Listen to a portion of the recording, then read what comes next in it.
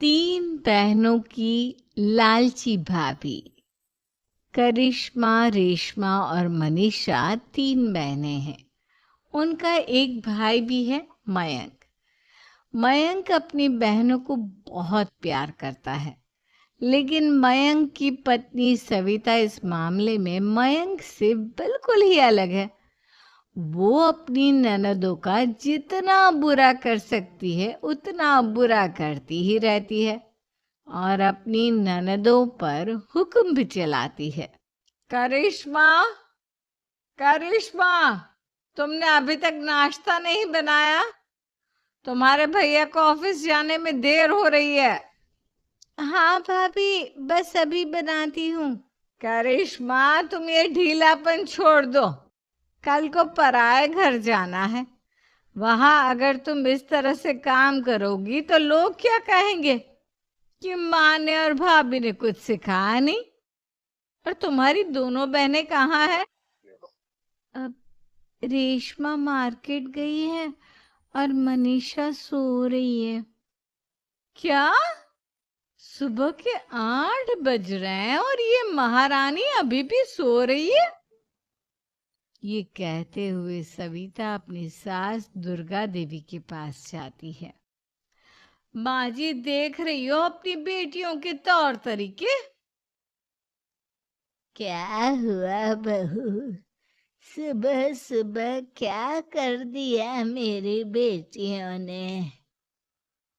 अरे एक तो अभी अभी उठकर किचन में गई है, दूसरी सुबह सुबह बाहर चली गई और तीसरी अभी तक सो रही है। क्या करूं मैं इन तीनों का? मैं तो परेशान हो गई हूँ। जा जाकर उठा उससे और रेशमा से मैं बात करती हूँ। सविता सीधा मनीषा के कमरे में जाती है और उससे कहती है, महारानी जल्दी उठो, सूरज सर पर आ गया है। भाभी थोड़ी देर और सोने दो ना, मैं रात को लेट सोई थी। वो क्या है ना, यूनिट टेस्ट चल रहे हैं। शराफत से उठती है या नहीं, या फिर पानी की भरी बाल्टी डालूं तेरे ऊपर? नहीं नहीं भाभी, मुझे बिस्तर में नहीं नहाना, उठती हूँ मैं। मनीषा जल्दी से उठकर बाथरूम में चली जाती है।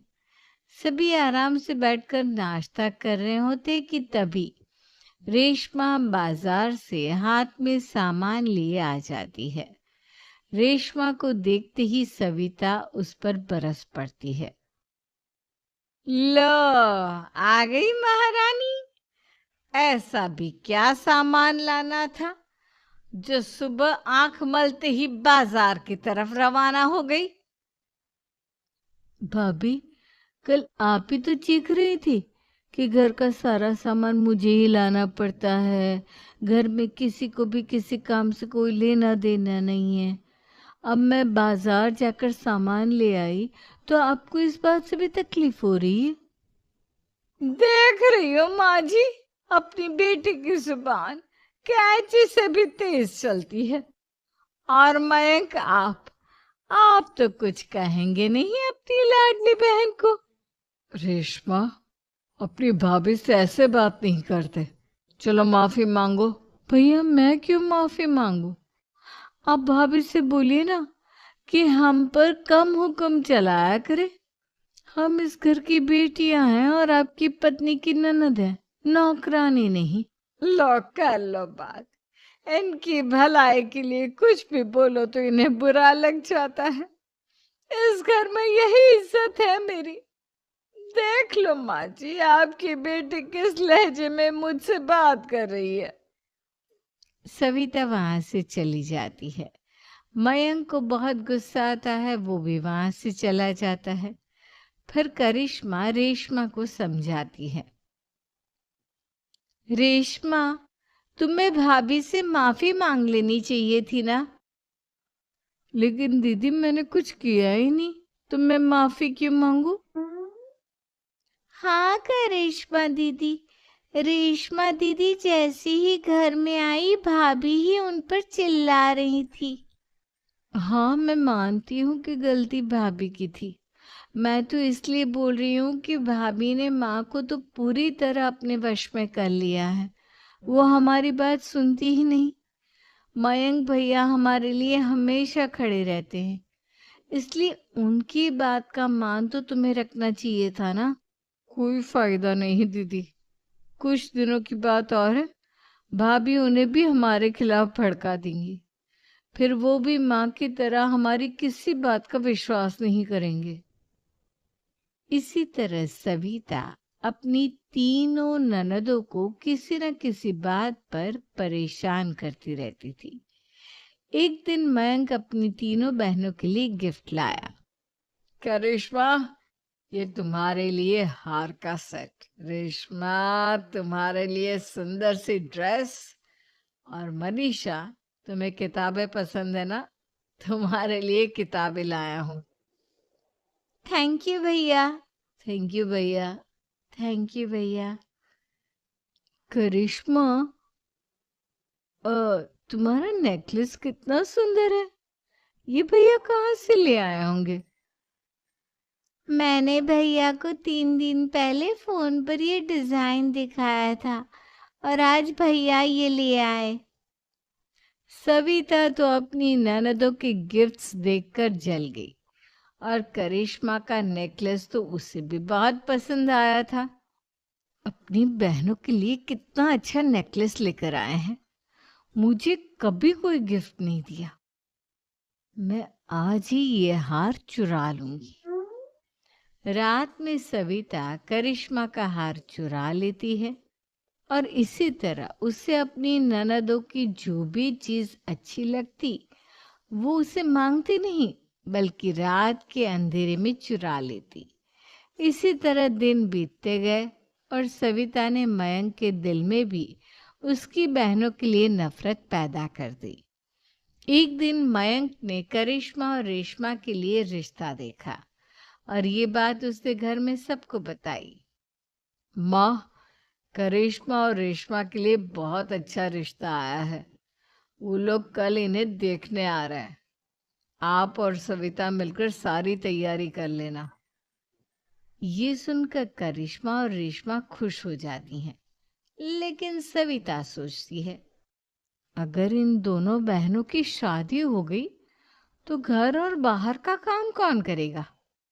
मनीषा तो एक नंबर की कामचोर है, उससे तो किसी बात की उम्मीद लगाना ही बेकार है। मुझे इस शादी को रोकना होगा। अगले दिन सभी लड़के वालों के स्वागत की तैयारी करने में लगे होते हैं। तभी मयंक अपनी बहनों से आकर कहता है, तैयार हो गई तुम दोनों? देखो, दोनों लड़के बहुत अच्छे हैं, मैं कोई कसर नहीं छोड़ना चाहता, इसलिए तुम उनके सामने अच्छे से बिहेव करना और अपनी भाभी से लड़ने मत लग जाना। करिश्मा, तुम वो नेकलेस पहन लो ना जो मैं तुम्हारे लिए लाया था। भैया, मैं बहुत देर से वो नेकलेस ढूंढ रही हूँ, लेकिन मुझे मिल ही नहीं रहा। क्या? तुमने नेकलेस खो दिया? तुम्हें पता भी है वो कितना महंगा था? तुम कोई काम ढंग से नहीं कर सकती। मयंक गुस्से में वहां से चला जाता है। थोड़ी देर बाद लड़के वाले भी आ जाते हैं। वो दोनों बहनों को पसंद कर लेते हैं और रिश्ता पक्का हो जाता है।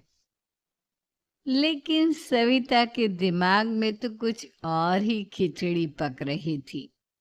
वो पंडित जी के पास करिश्मा की कुंडली लेकर जाती है और उन्हें पैसे देकर करिश्मा की कुंडली बदलवा देती है। जब लड़के वालों के पास करिश्मा की कुंडली जाती है तो वो दुर्गा को फोन करते हैं। बहन जी, हमने करिश्मा की कुंडली अपने पंडित जी को दिखाई थी।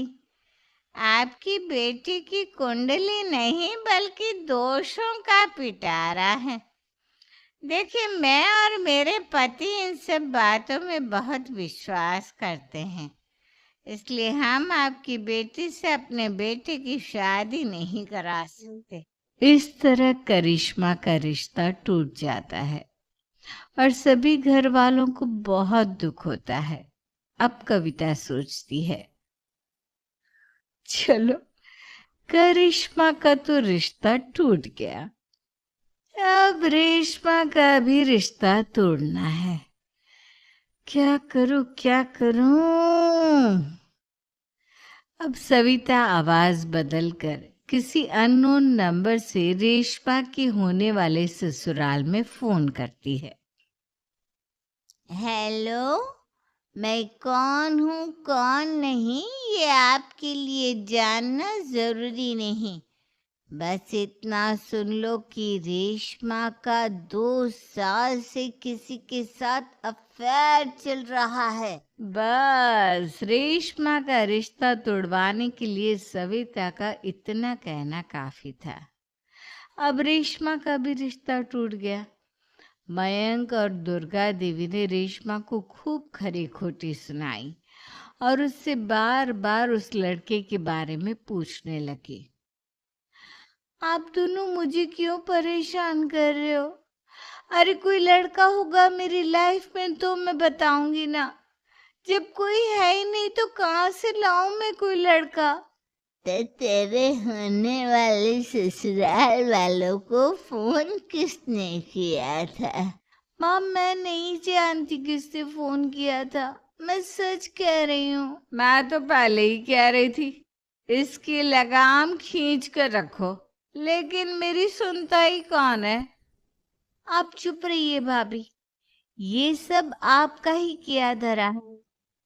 अब तीनों बहनों को विश्वास हो जाता है कि ये सब उनकी भाभी ही कर रही है। तीनों बहनें अपनी भाभी को सबक सिखाने के लिए एक वकील कर लेती है और घर में हिस्सा मांगना। देखो भैया, माँ बाप की जायदाद में जितना बेटों का हक होता है उतना ही बेटियों का, इसलिए इस घर के 4 हिस्से होंगे और हमें अपना हिस्सा चाहिए। मैंने तुम्हारे लिए क्या क्या नहीं किया और तुम इस घर में हिस्सा मांग रही हो?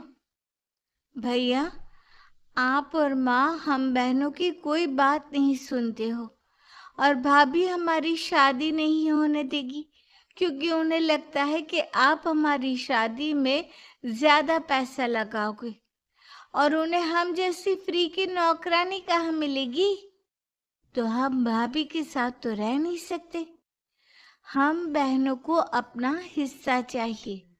अरे तुम्हें शर्म आनी चाहिए अपने भाभी पर ऐसा इल्जाम लगाते हुए। वो तुम्हारे बारे में कितना सोचती है। हाँ माँ, भाभी हमारे बारे में बहुत सोचती है, दिन रात बस यही सोचती रहती है कि किस तरह से अपनी तीनों ननदों को परेशान करूं और कभी मुझे पढ़ने भी नहीं देती। दोनों बहनों का रिश्ता भी तो इन्होंने ही तोड़वाया है और रात में हमारे कमरे में आकर हमारी चीजें भी चुराती हैं। इसी तरह सविता की तीनों ननदें अपनी बात पर अड़ी रही। अब कोर्ट में तारीख भी शुरू हो गई। जब सविता को लगा कि उसकी तीनों ननद इतनी आसानी से नहीं मानने वाली, तो उसने अपने पति और सास को सारी सच्चाई बता दी और अपनी तीनों ननद से माफी मांगी। मयंक और दुर्गा को भी अपनी गलती का एहसास हो गया। अब सविता खुद करिश्मा और रेशमा के लिए अच्छा रिश्ता ढूंढती है और उनकी शादी करवाती है।